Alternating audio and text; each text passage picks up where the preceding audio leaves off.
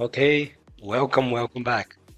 It's Lsecqt, and now let's shoot up a nice little chill stream again for creating our Mythic C2 agent. And while I was offline, I actually did quite a things. And at one moment in time, I decided, you know what, let's do it live because that was the whole point of the thing. But while I was doing it offline, I'm going to just explain what I did so you can get a better idea. Now, the first things first is the last time we ended, we had just the check-in function. Now, instead of the check-in function, we also have get task, which is used for, of course, uh, getting the task of the Mythic C2. So as soon as you check in, then you need to start receiving new tasks on a time interval, and based on these tasks, you can do different things. Now, I've modified the code to pretty much contains infinite loop. Why infinite loop? Because pretty much we need to loop that for indefinite period of time or until the beacon has ended.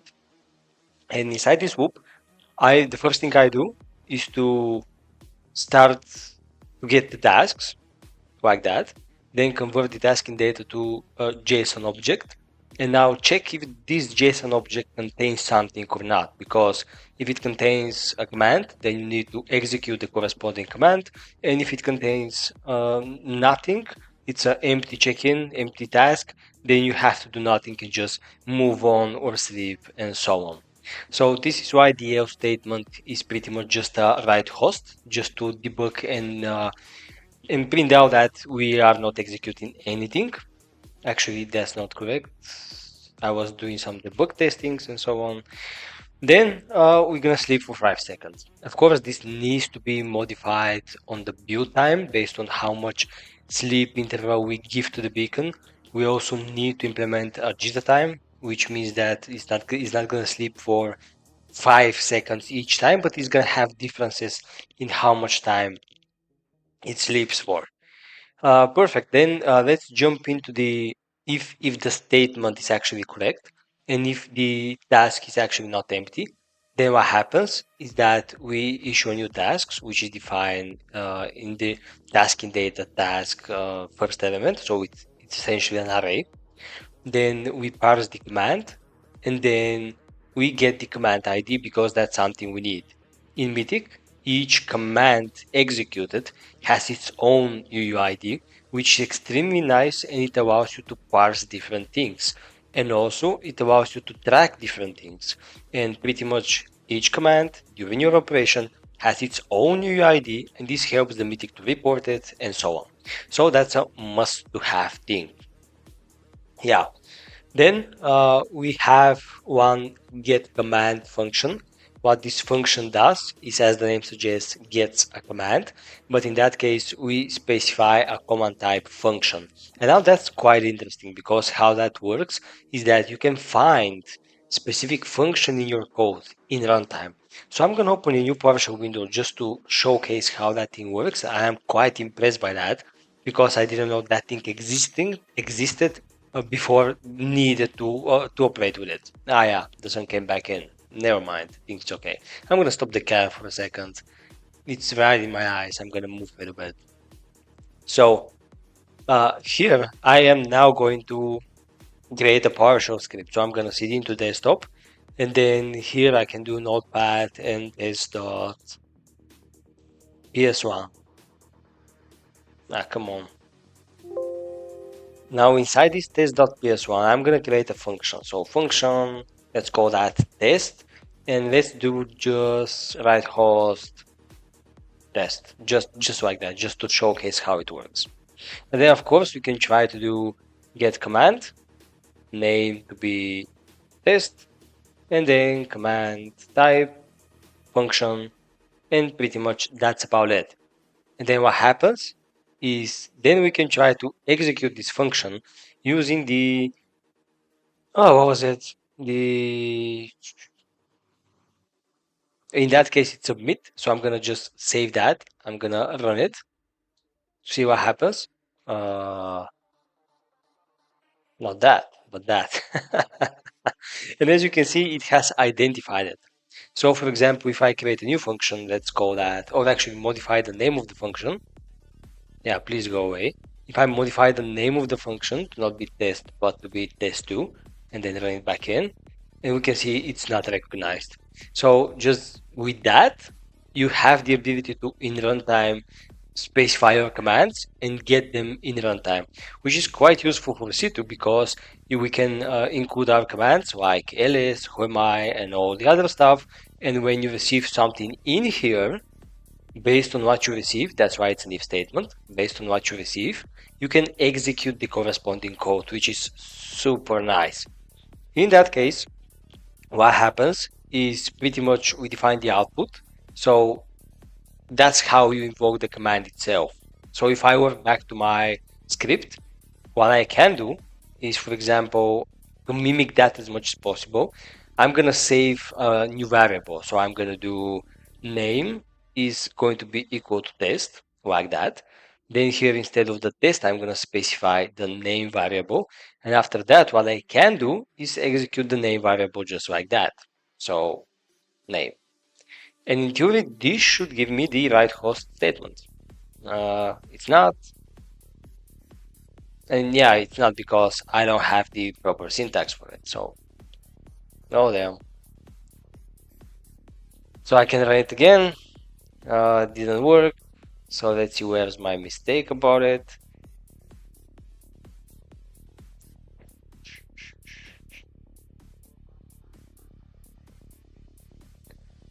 So we have the function itself. Oh yeah, because the name is test and the function is test2. So I have to bring that back in. Then run it. Okay, still not working. Oh yeah, wait. Character is not allowed. The operator is reversed for future use. Wrap the ampersand in double quotes. Okay. So it was of course better if we needed to write the error message instead of blindly thinking what's wrong.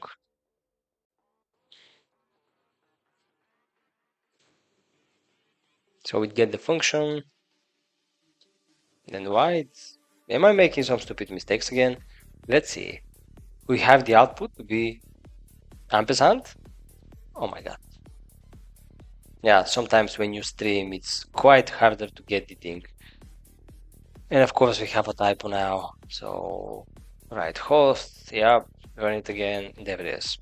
Yeah, so when you're on stream, it's sometimes harder to point out the issues. Yeah, right host is wrong. Thanks for the tip, Raptor hacks. So appreciate it. And I needed to see your message before. I need to pay attention more. Yeah, so in a nutshell, that's how you can in runtime get your commands and then get them to execute. And so that's what I did on the agent itself. So on this agent now we have the get task. And the last thing I decided, I have to stream because I needed to do that. It's now I started to write the submit function. The submit function is going to actually post data to the Mythic infrastructure. So when you execute the command, you're going to see the output. It's how it goes for all of us when we're developing. No worries, it's refreshing to see we're all human. Yeah, definitely.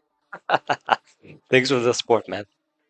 And now, my idea is the following, because let me test that so I can show you guys how this actually works. If I go to my Kali now, well, actually, I don't need to. I actually can open it from here. Restore session, maybe? There it is. But now I still need to do that because I didn't save the password. So cat, that, get the admin password, move back, Mythic admin, and paste. Okay, I'm gonna save it now. And still this one came in. Oh my god, never mind. So now, here, I'm going to go to callbacks. And now I'm gonna execute the PowerShell script itself. So, yeah, sorry. So I can literally run it from here. It's gonna get all the details, get the initial callback, and so on. After that, you can see it now starts the action of pretty much chaining commands and looking for what I've right there. So now if I go back, oh, sorry, by habit, now you can see that we have an active callback, active beacon, because in the previous time we didn't have that. What we had is just one check-in and that was it. but now we have an active beacon. That's because each 5 seconds, this thing is actually executed, which pretty much gets the tasks, and pretty much in that function is the magic where it gets for new tasks, which is this function there, which is again a simple HTTP request, but the data has to be different. So in the first example, the data was this huge chunk of data which needed to provide the IP, the OS, and so on. And of course, the actually super important, which was check-in. But now the data is get tasking, which is used for that. And this is how Mythic distinguish between what to do at what point. So the other things are quite the same and standard. So I'm thinking of maybe refactoring the code a little bit, make it better, and outsource the repeated code into separate functions. So pretty much each function does one thing and can be reused. Yeah. So now I'm gonna go back and interact with the go back. Now here I'm gonna of course do help and see what commands I have. In that case I have just two. We have the exit and the ls. I'm gonna type the ls command, and now here let's see what happens. Executing function ls, and something happened. Yeah, it did not work like that 5 minutes ago. 203 callbacks, doing some heavy testing. I'm pretty sure this is cleaning up task inside a Jupyter notebook that you can run. Yeah, definitely, but I'm gonna do way more, so I'm not cleaning them up so far. It's 230, but I'm gonna do way more. Now, let's see the ls function and try to understand why it did not work. So, let me try something because I was testing with that. dir equals to that. So can I run that again? And while home.ps1 is present, oh, wait. It's actually the ls command. It's actually the output of the ls command. Yeah, there it is. Can I do ls c Windows tasks maybe? Yeah, there it is. It works. Okay, perfect. So the ls command actually works, but it returned only one file because that's the current directory, which is nice. And in that case, what we have to do is to finish up the submit function, which is that one, which is going to actually post the data to the Mythic so we can see it from here. I think that's the whole point. Now, let's try to see what goes wrong and what happens. Here we have the output. So first, we again this one, man. I'm gonna just close the cam. So in that case, I have. Yeah, thanks for the following. Appreciate it so much, and I hope this content is useful to you, man. Let's see now. We have get task. This is the task in data which has the command itself. Then this is the command, and the command UID. Okay, perfect. Then we get if we have such kind of command. If so, then we do execute the command and save it into a variable, and then pass this variable into a submit function. Okay, now let's see what the submit does actually. So for that, I'm going to open the Mythic docs. They are quite useful in this point. Yeah, come on, I know it. So we have post response, yeah, submitting the response. Not the get asking, but submitting the response. In that case, this is the correct one. We have responses, some kind of an object, and then that's it. URI is the same. JSON data is okay. Encrypt message using the key and the data, okay. Base 64 in that. Perfect. And then we post the request like that. Decrypt the message. Decode the message. and convert the message from JSON.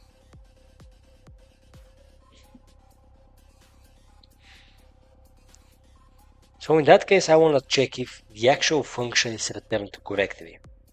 So what I'm gonna do is actually, I'm gonna go here and I've actually already have a right host for it. Can I do something like for a, come on.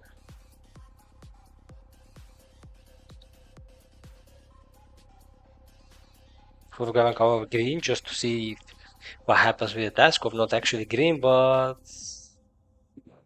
yellow. Like that. So run it. Instantiate a new task, but use the 241. So ls. There it is. So something happened.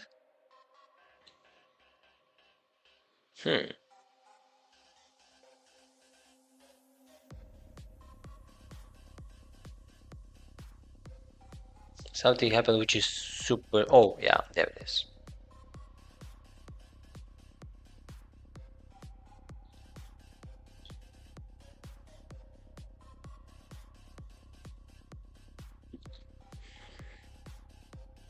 Yeah, thanks, man.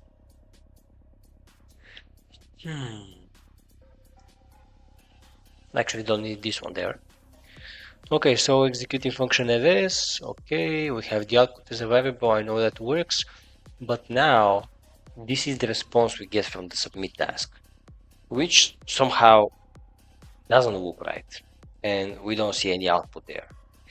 So let's first try to analyze what is the, this is the message response, the one that we should see with the task UI, the status, and so on. So that's what we should see in the process. So what I can do is pretty much besides before the coding and so on, I'm gonna pretty much do write host. If you know a better way to debug PowerShell, just let me know. Decrypted message.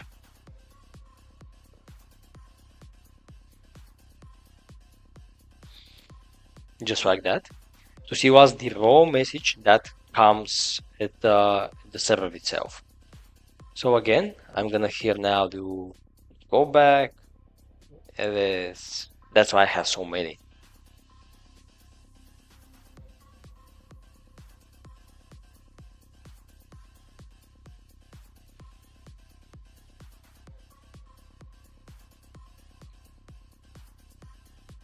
Action, post response. But I don't have responses inside. Okay, let's try to read a little bit more.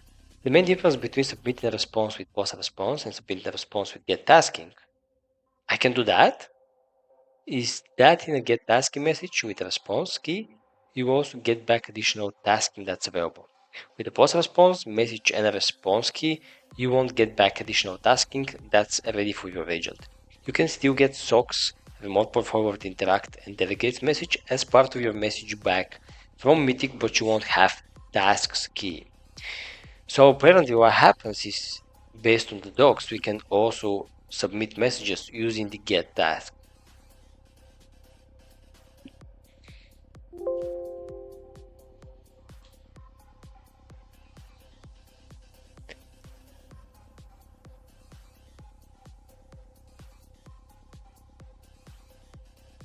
Okay, let's forget about that. Let's do this now.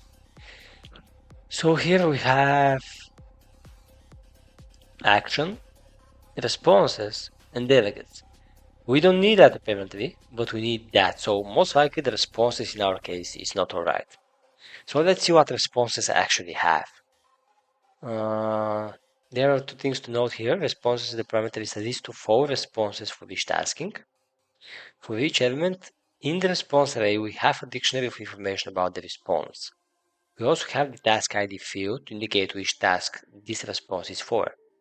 After that, though comes the actual response output from the task. If you don't want to hook certain features, but just want to return the output to the user, the response section can be as simple as that. So in that case, we can have task ID, UID of the task. Is that the same? That's why maybe it's not working. Let's see. Then we have user output, and that's it. So I don't need to parent this one there. So maybe this was bugging things out? Not sure. Let me try.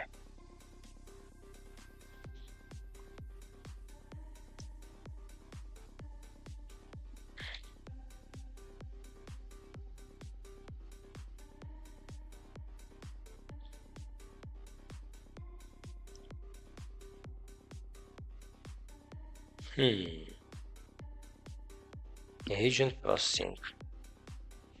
What we have as a result? Still not the what we need.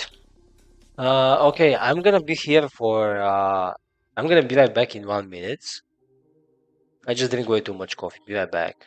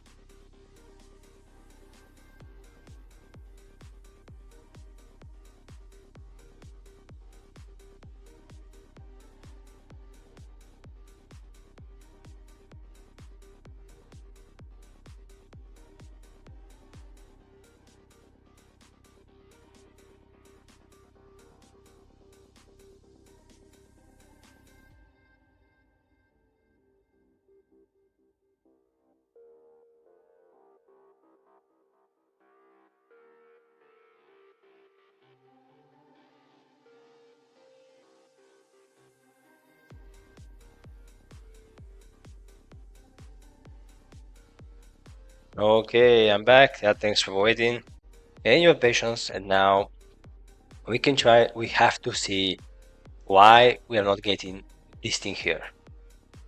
So if you don't want to hook certain features, but just want to return the output to the user, the response action can be as simple as that. So we have task ID.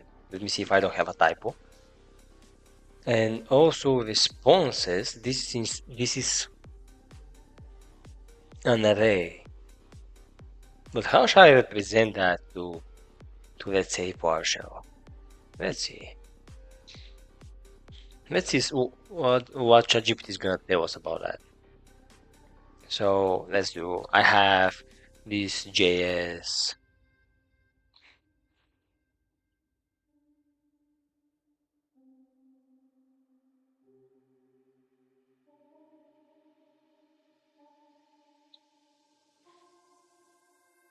JSON file, JSON variable, converted to PowerShell.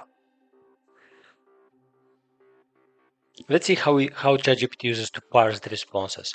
Maybe I'm not doing something alright there. Oh, you see? Okay, so that might be the mistake. Convert that, you can define hash table or any array of hash tables. Okay. So in that case, let's try it like that. So responses. It's actually, I'm gonna move it to here, so it's easier for me and for you because we're gonna save time. So in that case, we have responses equals to actually that, like that. And then inside it, we have that task ID, our data, and then we finish it using that. Can this be it? Not sure. Let's try that.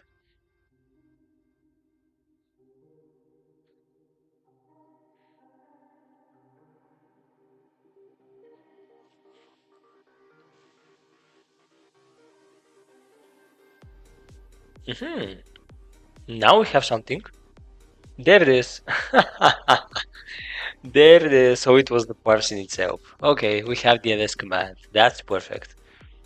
Nice, that's so nice. lsc Windows tasks. Boom, we have that. I'm gonna play with that for a while. It's a little victory for me. Oh yeah. Let's do it on C. Let's see what has there, what it is. Wait 5 seconds, and now the format is not alright. We're gonna fix that, of course, but we figured out the main issue.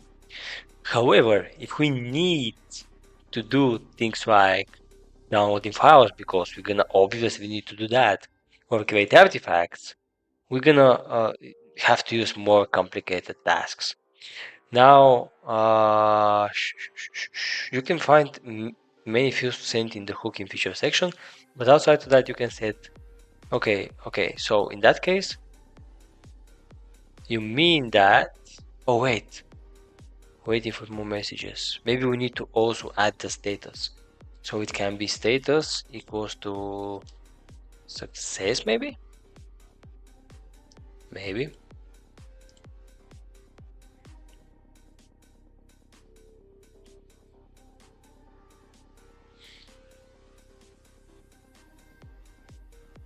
There it is.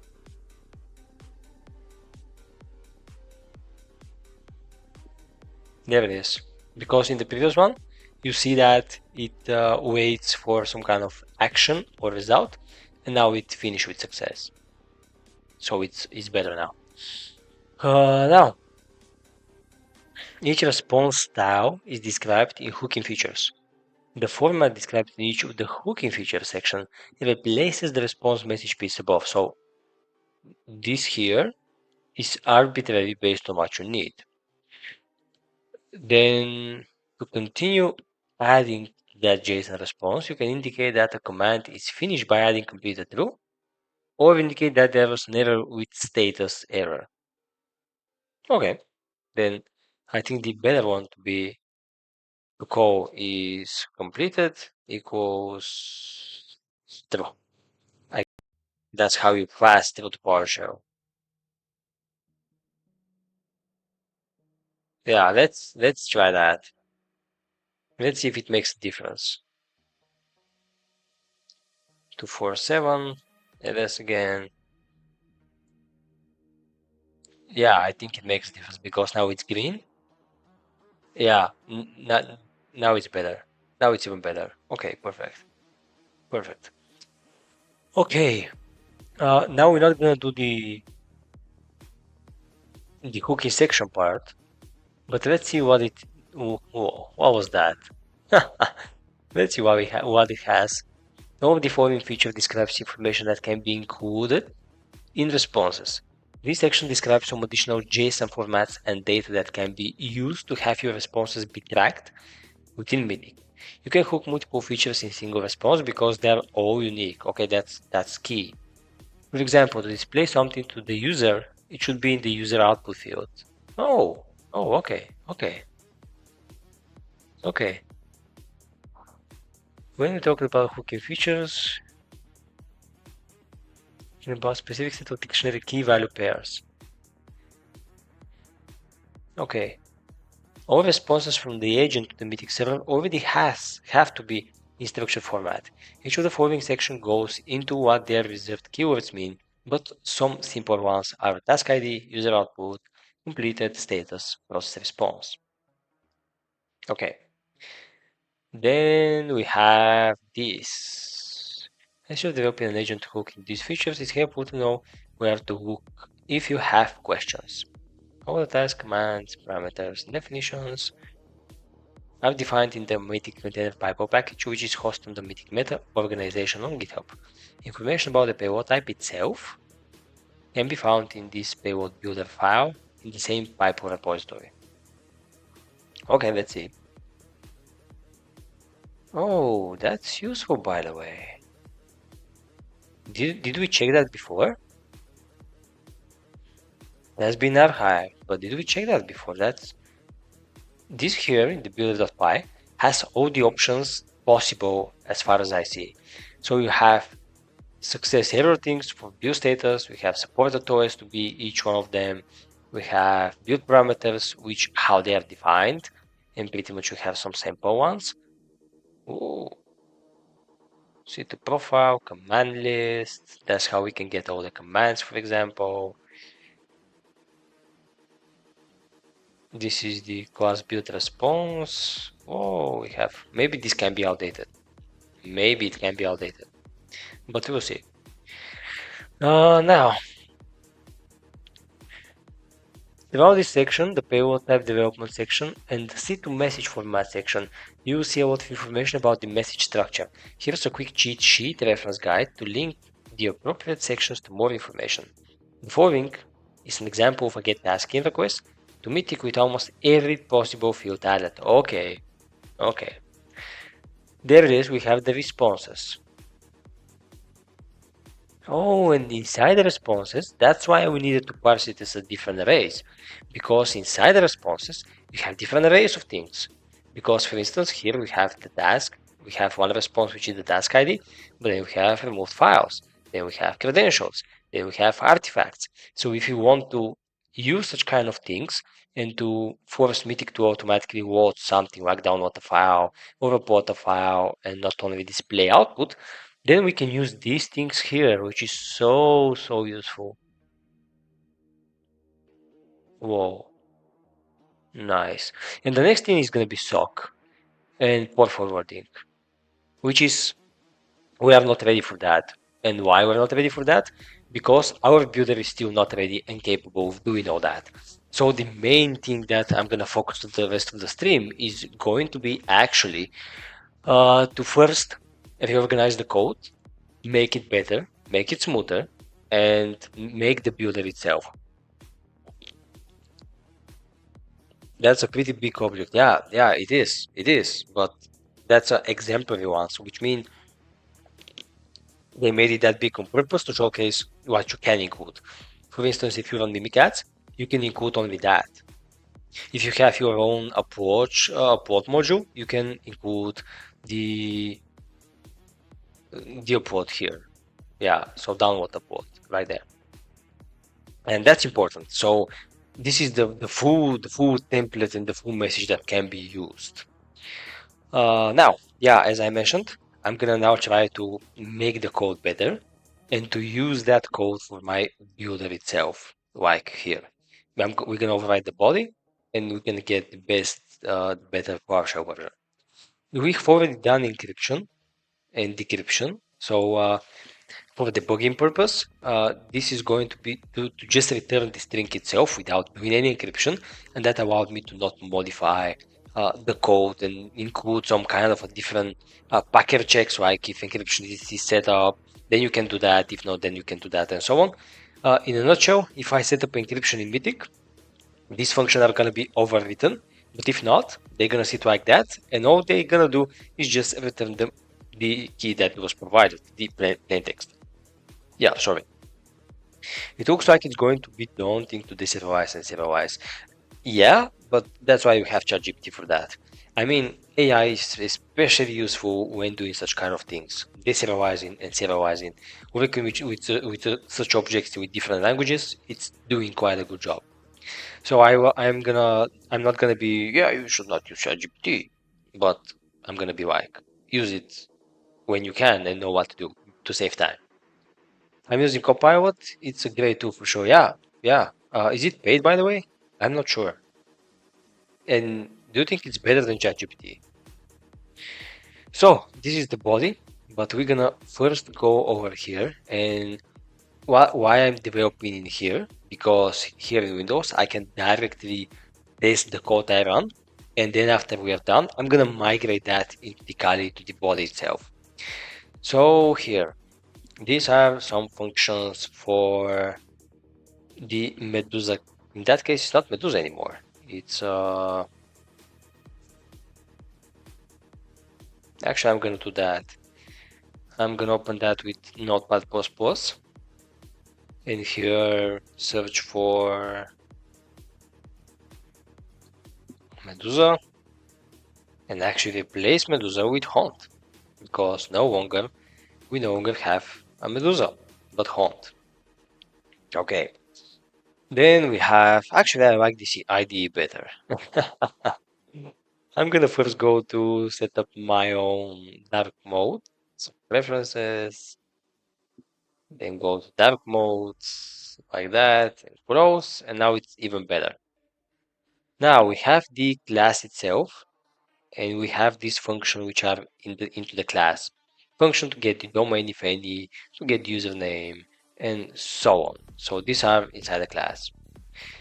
We also the PID. We're also gonna have one for integrity and so on, but for now we're not gonna bother with that. Then we have function called decrypt response, which we pass a key, and encrypted response. Yeah, so pretty much a response from the Mythic C2. And then what happens, it is gonna decrypt the response and it's gonna return the decrypted message, which is gonna be the plain text, which is perfect. So this I'm gonna move to the here to the encryption part. So I'm gonna go with function. It's gonna return a string. Actually, I'm going to fix the tabulations like that. And now let's see when this thing is getting called. So it's not this, but just decrypt message. Yeah, there it is. Yeah, I pay for it. It's $10 a month. It's much better than ChatGPT. It integrates into VS Code, and even the terminal. It gets context from your open files and helps you write code based on that, which is hugely useful. Whoa, whoa! You made me think to buy Copilot. Can you do malware development? Can you ask him to execute shellcodes and create such kind of stuff, or does it has the same ethical restrictions as ChatGPT? Yeah, that's gonna be so useful, by the way, if it's better than ChatGPT. Okay, now let's first rework the code a little bit and make it better. Oh, what way? This is the outdated code. Where is the new one? Desktop agent, ls, font.ps1. Huh.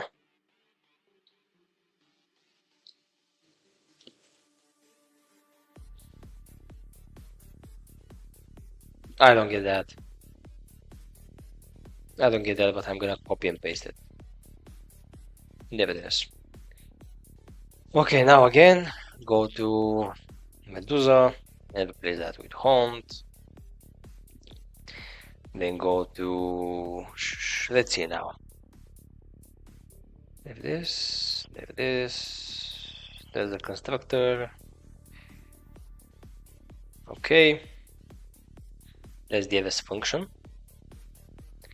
The decryption response is already there, so I've already returned that, did that in the newest version. It will help you do whatever you want. Whoa, you're gonna seriously make me think to buy Copilot.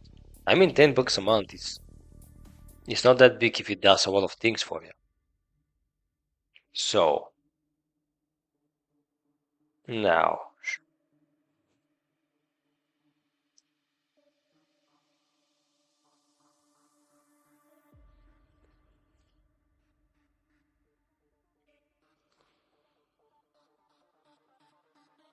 okay, decrypted and return to base 64.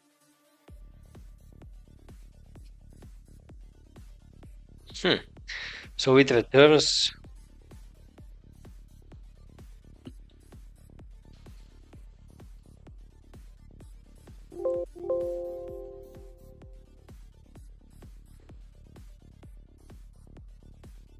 yeah.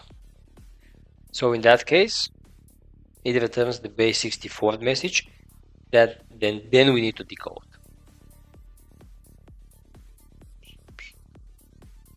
Is it the best solution? I don't like that much, to be honest. I don't like that. Let me start from the very top. So we have all the crypt functions here.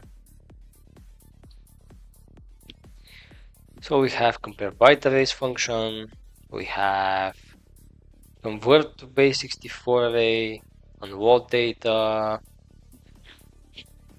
then we have extract data components.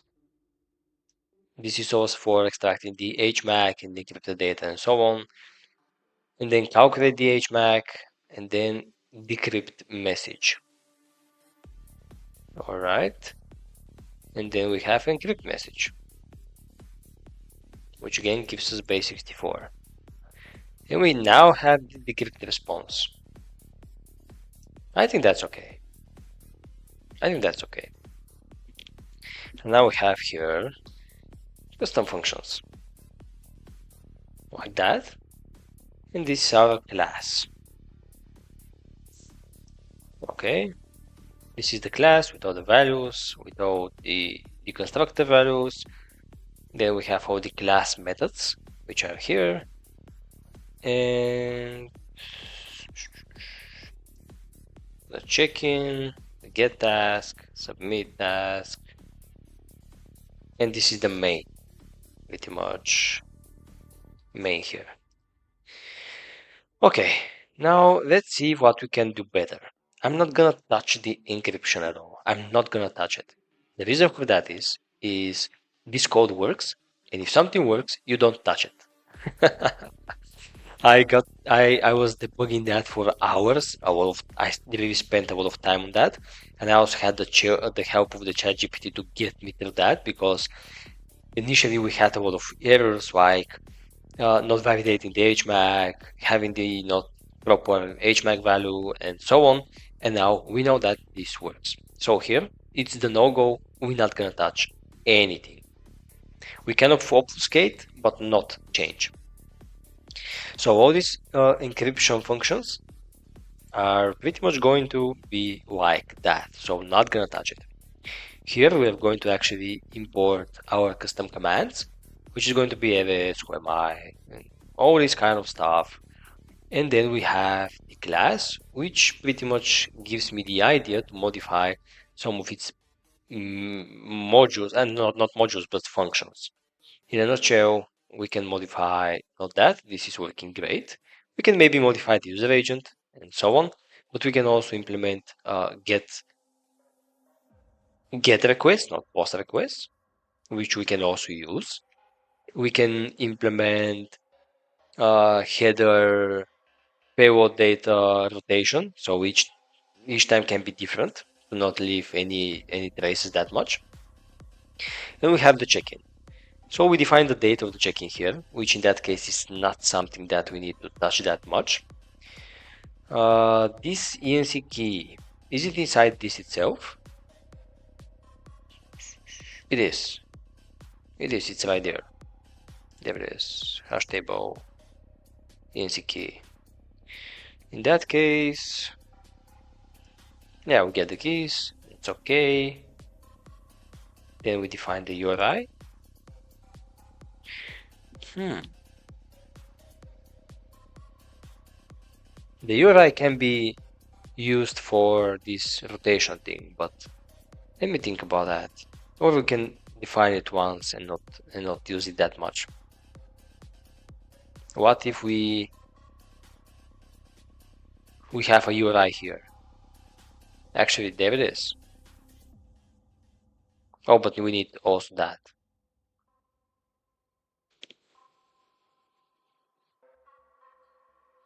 So what I can do is do things like string URI, and the string URI is going to be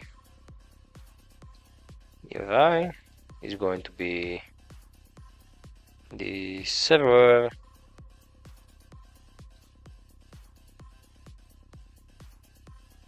this port and this post URI. I think that's the case. If I run that, in a new PowerShell window, I should be able to see it.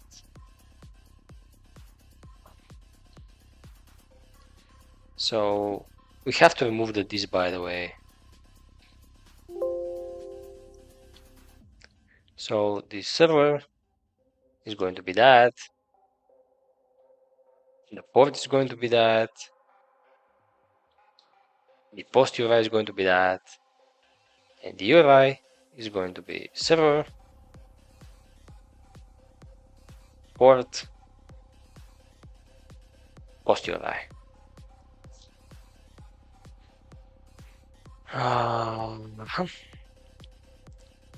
was writing a library to do stuff with virtual channels for beacon over RDP. And while I was writing it, Copilot suggested stealing tokens. What? Copilot suggested stealing tokens with the plugin, which it turned out is possible, and I didn't know, and it gave me fully working code. Don't get me wrong, it's still an AI, and you have to always double check, but it's much better. Oh my god. Yeah, that sounds crazy indeed. ChatGPT is never gonna do that. Never. Never. Okay, now what's the issue here? Should I? Was it like that? So server in C# it's at least like that. So maybe it uses the same kind of syntax for this kind of stuff. So run it again. There it is. It worked.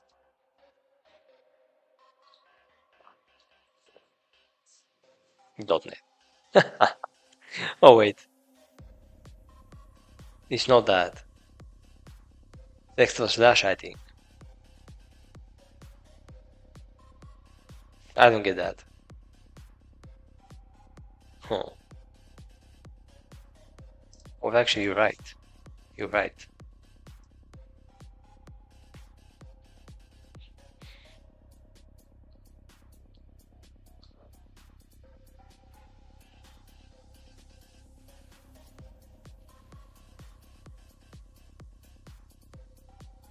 Alright, shall we do it like that? Server was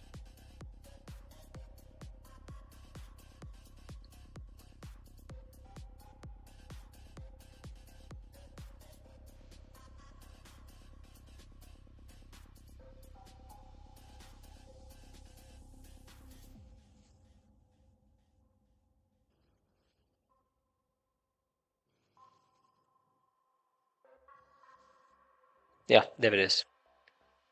Server was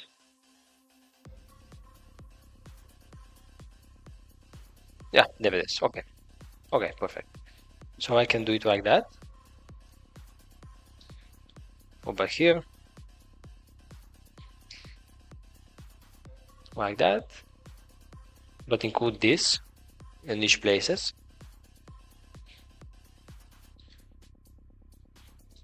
Okay, like that. And now we should have the URI just like that. So in that case, instead of always getting the URI, we can use this dot URI, which is gonna be better. Hey, Mr. Nico, how are you doing, mate? It's not $sign in front of the double quotes like C#. Yeah, it also can be that, but now I think we found it. Then we don't need the URI, but what we can do is do where is the post request?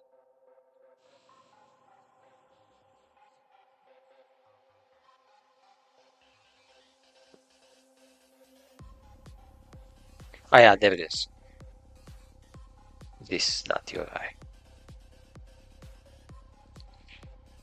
Okay, that's it. Now we do JSON data is equal to data convert to JSON. Can't we do it like that? If we do JSON data right here, and then I can do directly convert to JSON like that. Is this gonna work? In theory. So let's see if we get a check-in, right? Is it updated on that? Tell me it's updated. Maybe I don't need to. Oh my god, it's not. Ah. Oh.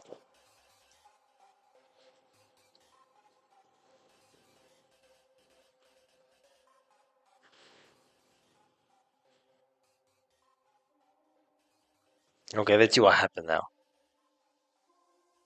Hey Nico, I'm doing also good. Long time no see. What happened with you? What happened with your Discord?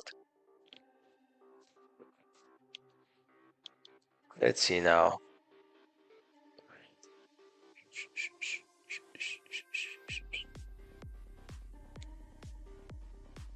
So UI has some kind of error.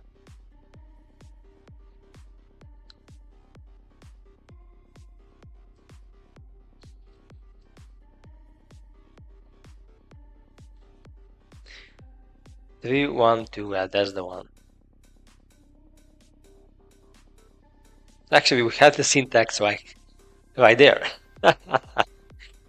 Okay, I can remove that now, and I can do this dot URI. And again, use the same trick here. So remove the URI. And now change that to be this dot URI.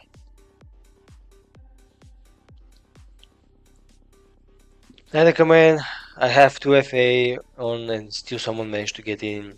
But yeah, all good now.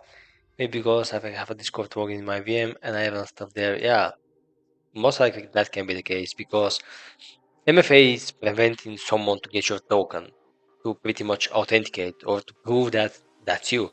But if someone gets your token by exfiltrating it in some way, then 2FA is not gonna help. But yeah, it's good to have a PowerShell C2. Nice, man. Nice, man. I'm gonna check it. Let's see.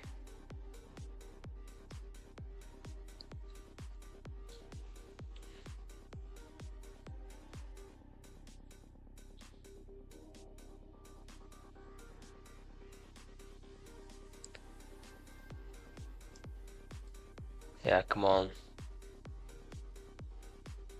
Oh, I don't see the chat message. You see it's no C2.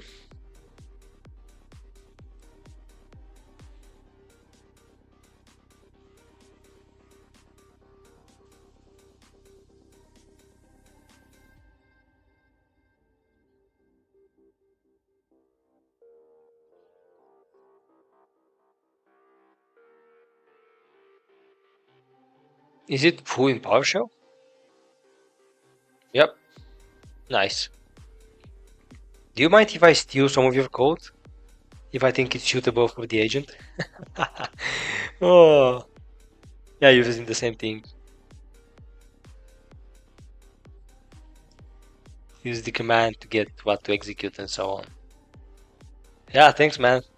I mean, it's open source, but I had to ask. Nice, thanks so much. Let's see now. We have this .uri here, so I think that should be it.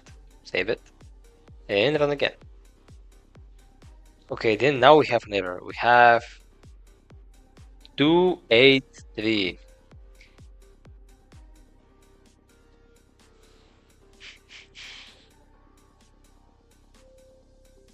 So the JSON data is not alright. Or maybe can I do that? Convert to JSON and then input. Yeah, forget about that. I'm gonna use the ID because I see all the PowerShell snippets. Edit 283. I mean, the notepad is nice, but here I see all the snippets which are useful. Yeah, so convert to JSON, and now here I need to specify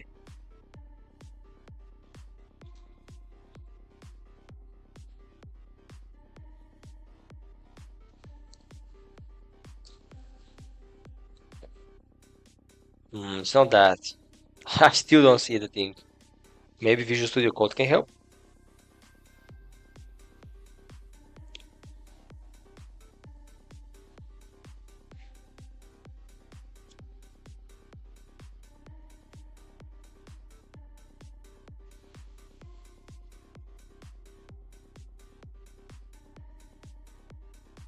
Okay, how this function works, maybe I'm mistaken with that. Convert to JSON, let's see. Yeah, we have input object. I was sure we had input object, but none of these stupid IDs are actually saying I have input object. Oh, there it is. Actually, Visual Code does. And now you do. I need to specifically type it and ask for your help.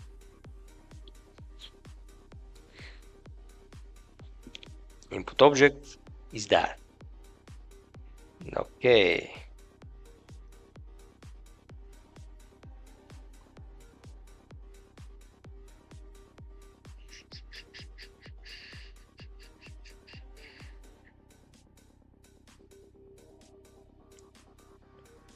But why the JSON data key?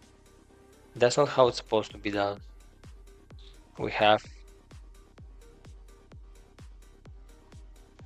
This is the key here. So we already found one error. Okay, now let's try it out.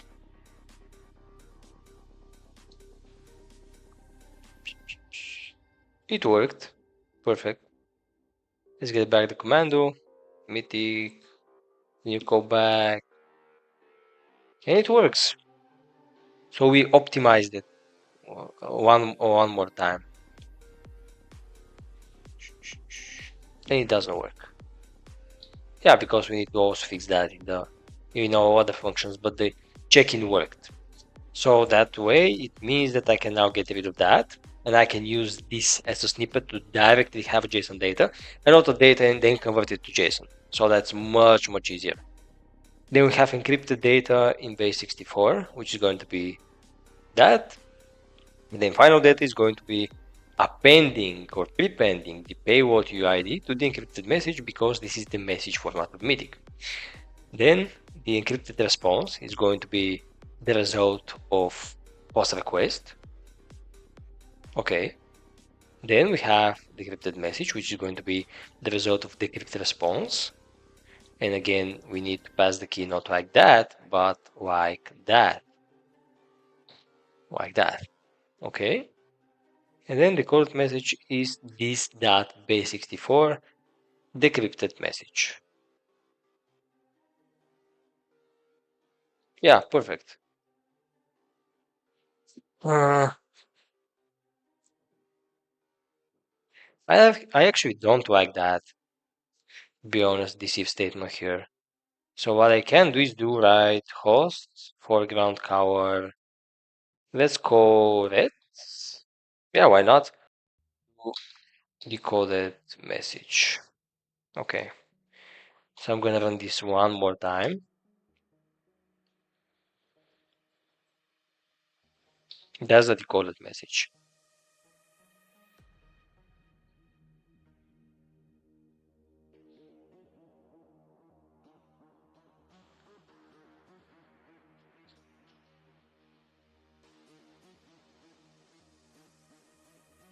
Then why is that? If decoded message substring. Yeah. Because the format is different when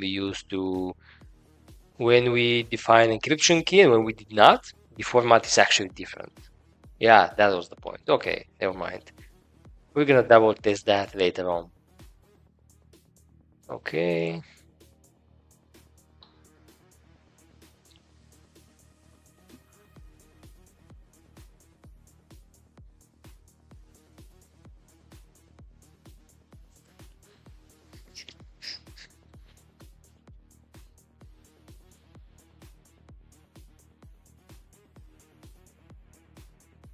So X check true, that's also true. Action check-in, action check-in. Where is the difference? I don't see that. I don't get it. Action check-in. Okay. Decryption key is the same one. Encryption key is again the same one. ID is that. Status success. Oh, so in one example, the syntax is different. You see, we have equals there, while here we have just What was that? I forgot the name of this special character. Today I think I'll be working on a C2 profile for Mythic and try to use the strip down Deftones library. I see it being used for tunneling because it's signed by MS, but it will probably be equal to useful as built-in component piggybacking up that infrastructure. Is your agent somewhere available, or you're developing right now as I'm doing?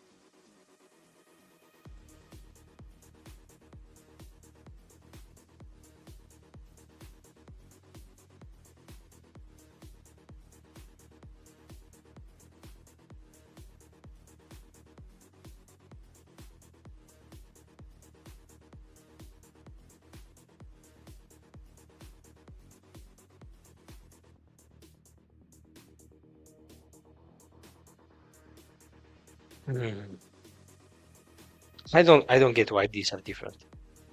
I really don't get why that is not in the first one.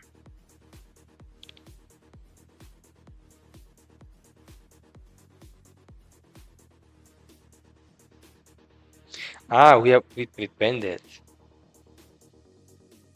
Yeah. Okay.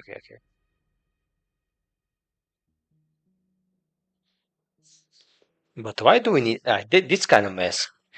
This kind of mess.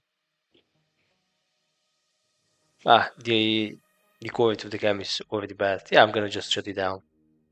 We're not gonna have a cam this time, guys. Sorry. That's quite a mess.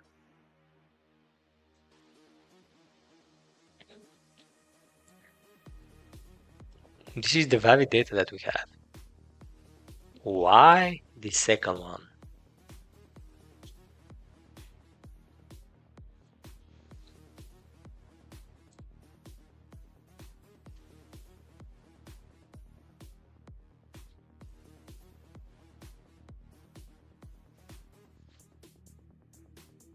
I think we get to the else statements. That's why we have that. Yeah, else. So this is executed because we have encryption. So the coded message is equal to this plus payload UID, but we don't need that. We literally don't need that, to be honest.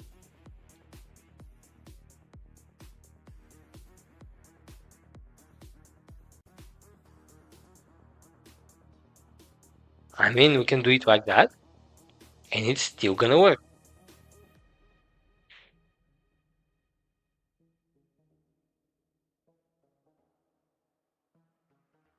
I think it's still gonna work that way.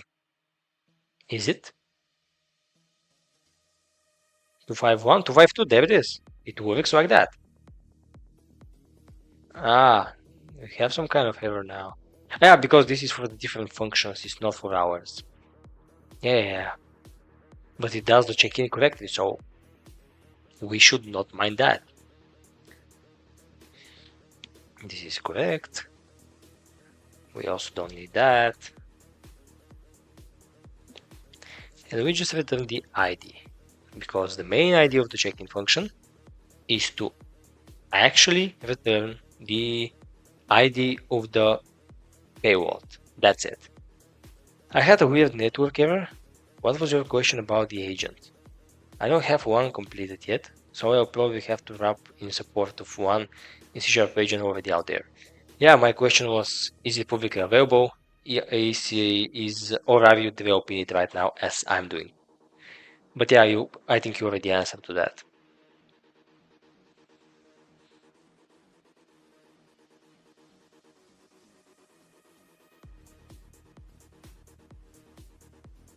And if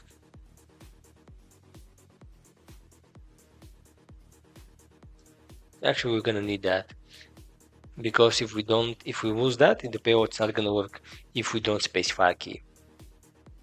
So we need to leave it be. However, nice. However, now we optimize it quite well. We have the data itself. We have a nice structured code. Here we have encrypted data, which encrypts this JSON data file. Then we find out data is with pending and base64ing the payload UID. Then we post the request to the Mythic itself. And after that, we decrypt the message. So each line is structured, and now we know what it works. Like that. Then we decode the message. I'm gonna leave it like that. Then okay, we decode the message. Here we add a check if we have debug mode, which means we don't use encryption. So this is a check for that, and it's gonna substring the initial UID from the decoded message, because we wouldn't be able to parse it if the payload is there.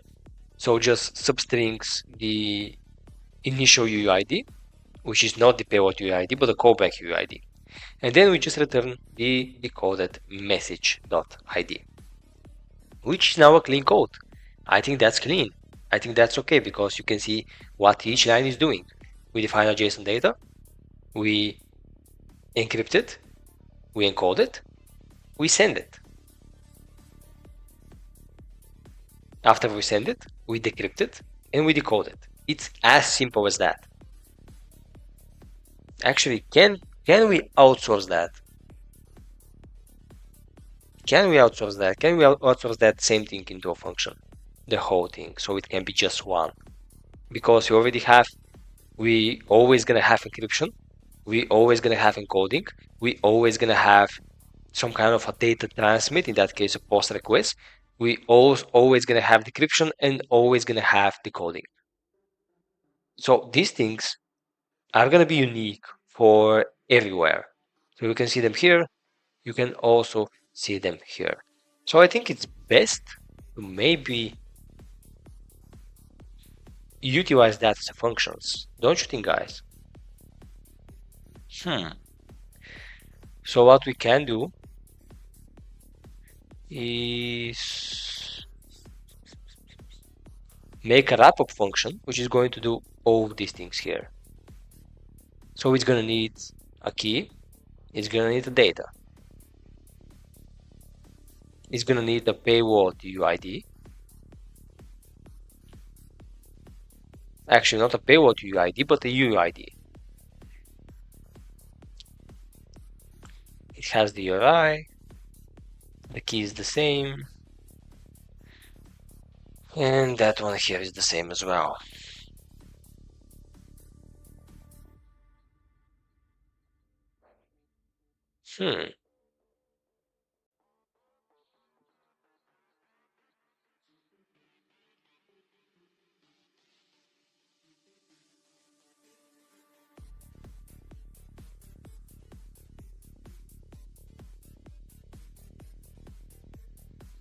How make it available as it becomes functional though?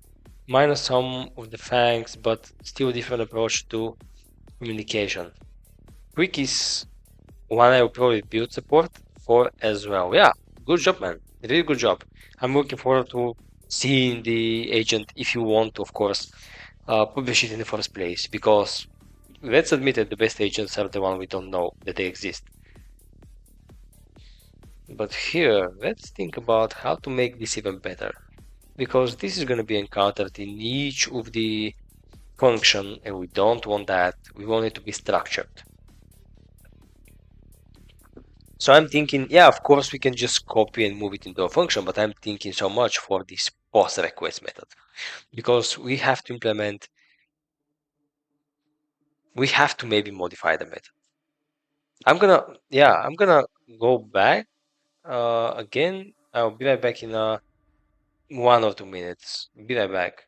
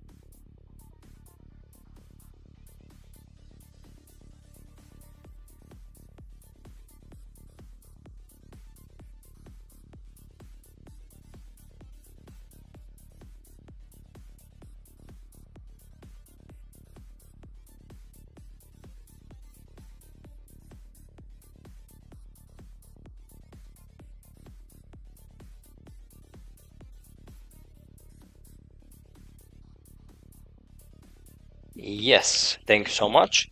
And what I think is going to be nice solution is to modify this function to not do only post request, but to do the rotation itself. So let's do that. Now we want that to be exactly the same. This is for, what was it, self-signed certificates, to ignore the self-signed certificates and use it.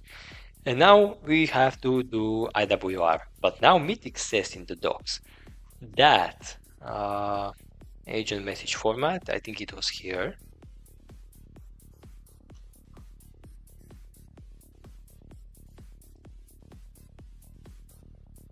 You have all the examples here, by the way.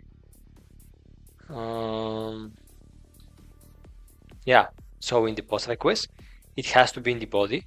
But if it's a get request, it can be in the first header value, it can be into the first cookie value, and it can be in the query parameter. For query parameters, the base64 content must be URL safe encoded.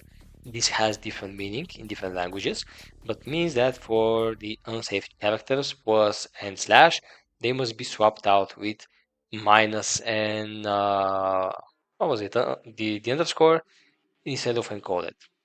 Okay. Many languages have a special base64 encode decode function for this. If you're curious, this is easy site to check your encoding. And we can also do message content in body for get.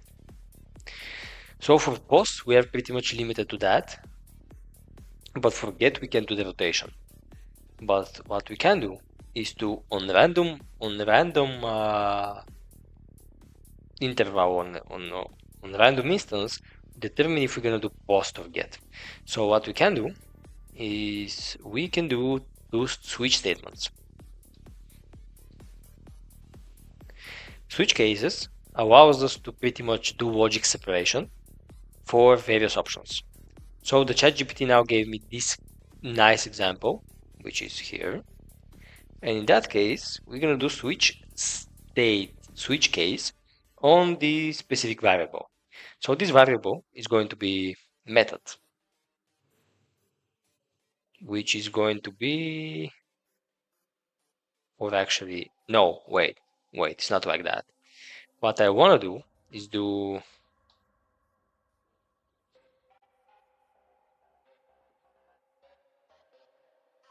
a random value.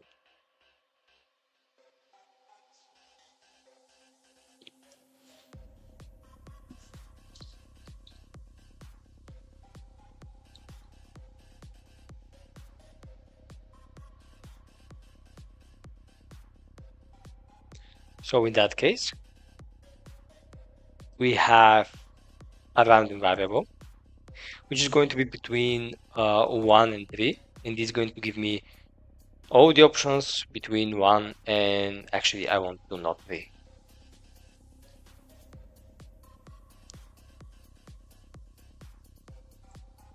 Oh, okay, my bad. So 3 means that we're gonna get everything from 1 to 2, including the 2. This is gonna be the method. And then we're gonna switch the method. Actually, I'm gonna lowercase that, like that. And if the case is 1, we're gonna do get. If the case is 2, we're gonna do post. And then the default is going to be an error, like that. And then, based on what happens, we can then do that. It's as simple as that. I can just copy it, cut it, paste it here, and our second thing is ready. So now if 2 is the random number, then we're gonna do a post request. However, if we are inside the get request, we have to do another switch case statement. In this case, I'm gonna call a new variable to be path. Yeah, let's do it like path.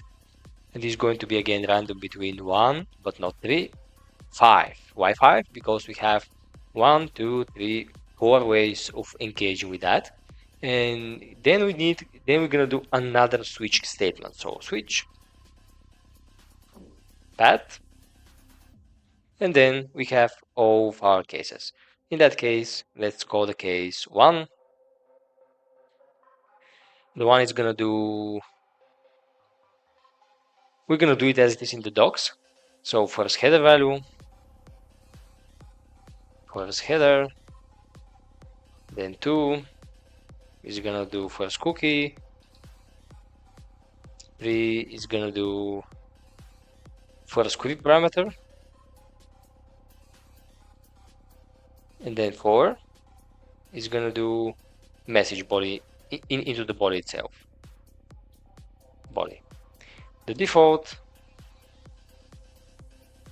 is gonna do error, like that. So we have 3 switch cases, actually 2 switch cases, which are going to determine how we're going to proceed with the requests. One time there's going to be executed every single time we do a request. So one time can be inside the body, one time can be inside as a post request, one time can be as a get request, and it's going to rotate based on different, let's call that templates. And then, now if that's a post, then we can get it to work. Let's try that. Let's try that. So we have an error. Not all code path returns a value, which I can simply mitigate by doing that. Off. Yeah.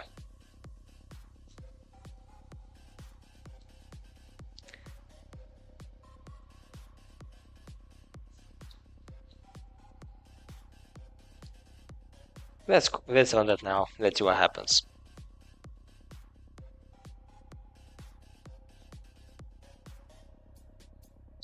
Let's try again because I want to get the post. Okay, so 3 to 4. It's not that.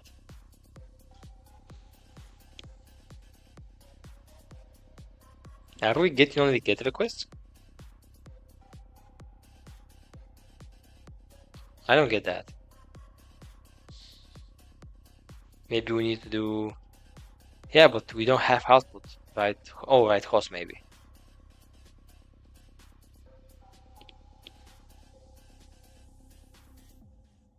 Again get. Again get. Oh, come on.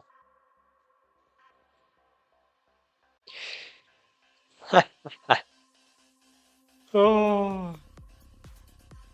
Okay, now I think we should have a beacon. Yeah, there it is. So now it worked. So the post, we know it works. Okay. I can do right host on all of these. Let's run that again.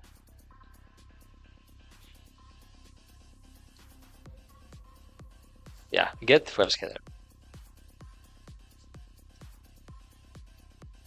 The post. Okay. But why we didn't get yeah, because it's output. Okay. Now the logic for the rotation works. Now we need to implement the things as they're here. Now, in that case, I want to have this here, but it's gonna be, as mentioned, sent into the first header. So how does that thing happens? Let's see.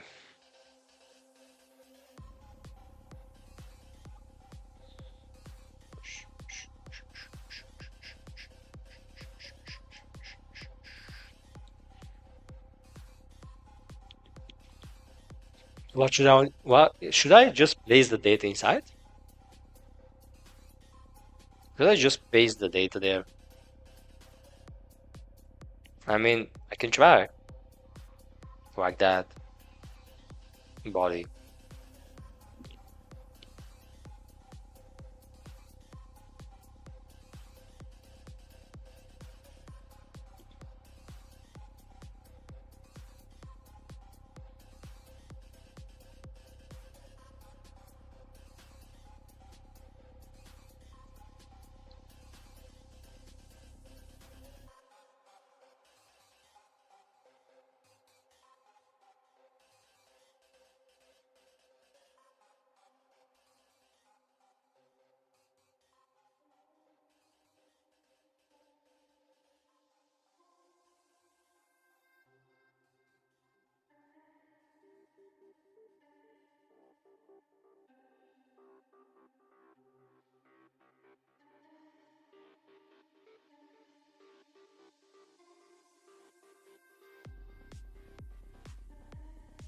Oh, sorry, I'm using the different monitor.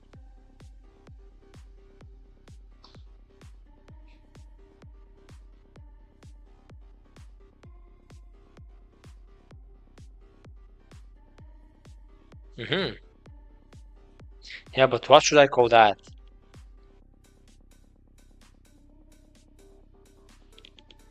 That was the initial question.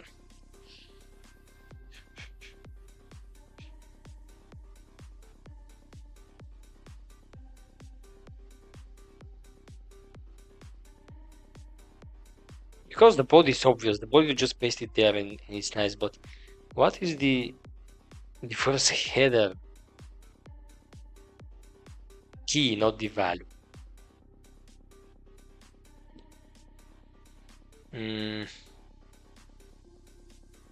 Let's see some of the agents.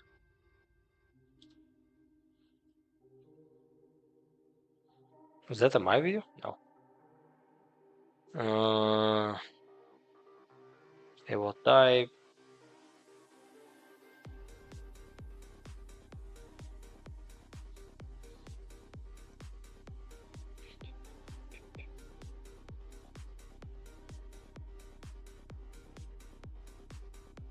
I want to just see that.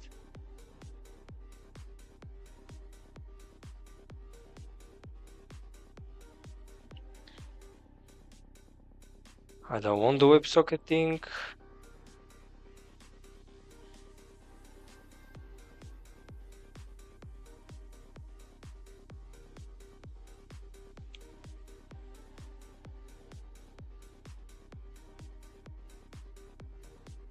Maybe that one.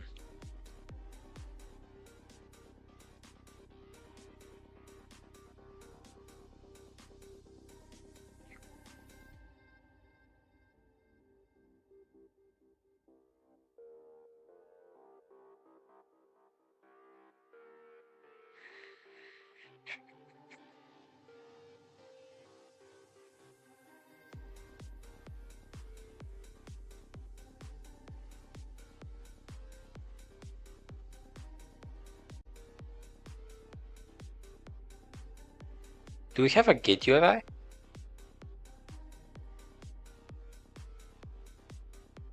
We do. That's why it doesn't work. We have to, yeah, I mean it's not why, it's not because only of that, but we have get param, get URI, and get param.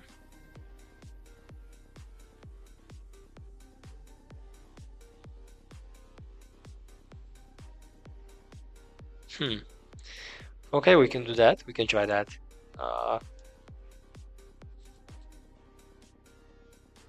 Method get, that also has to be get. We don't need that here. We also don't need that here. That's the first cookie value. What that's supposed to mean?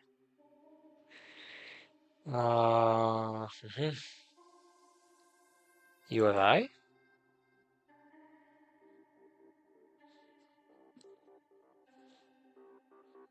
This get URI. It's going to be just index, I believe.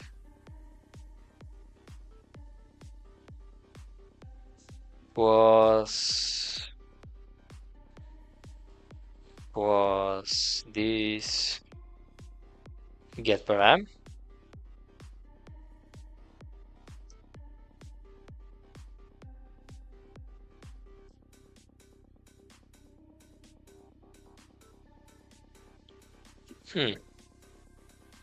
And then post data, I believe. Get was body. I think that's it. So let's try to force this one out and see if it's gonna work.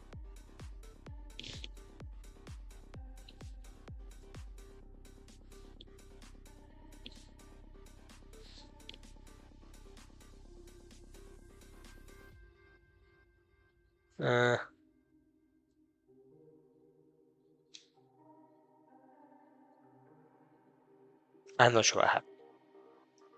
I'm not sure what happened. So let's go path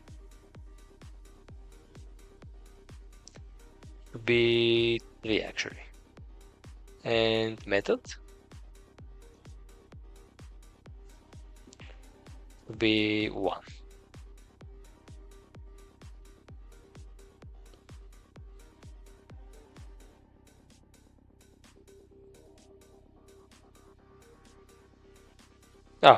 Oh no, it's not that.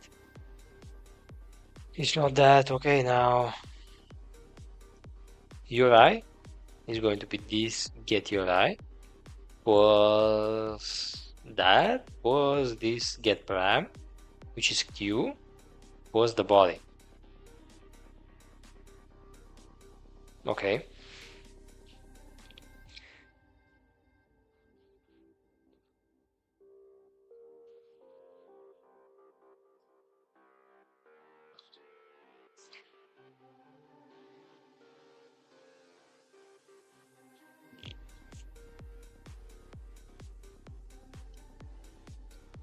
So we have the index Q equals. Yeah, so in that case it's gonna be that was that and now that.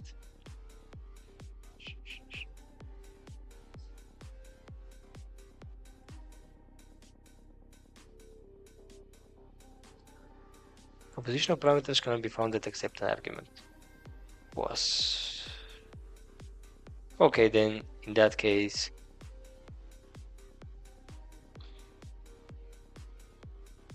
it's not fixed hint here. Or we can do it in a variable. It's gonna be better. URI is gonna be URI. Like that. Run it. Nope. The URI, invalid URI, the hostname could not be parsed. What hostname? I don't even.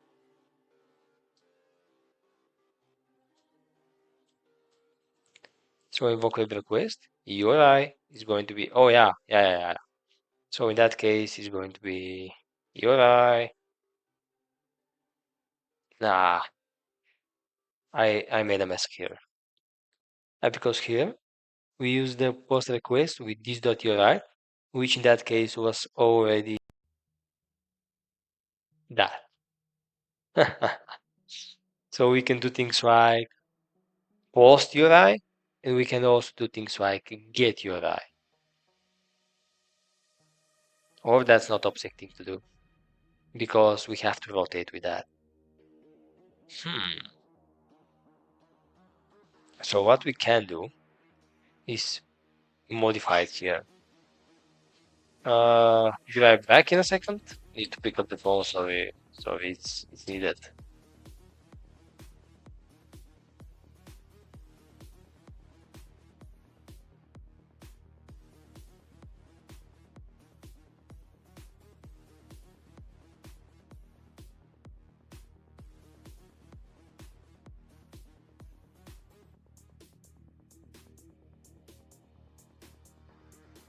Yeah, okay, so what I have to say now is sorry, but I need to go because something happened and need to manage different stuff. We're gonna pause from here. I mean, it's already hour and 30 for stream. I think it was nice. In the next one, we're gonna continue with that cycle and rotation thing.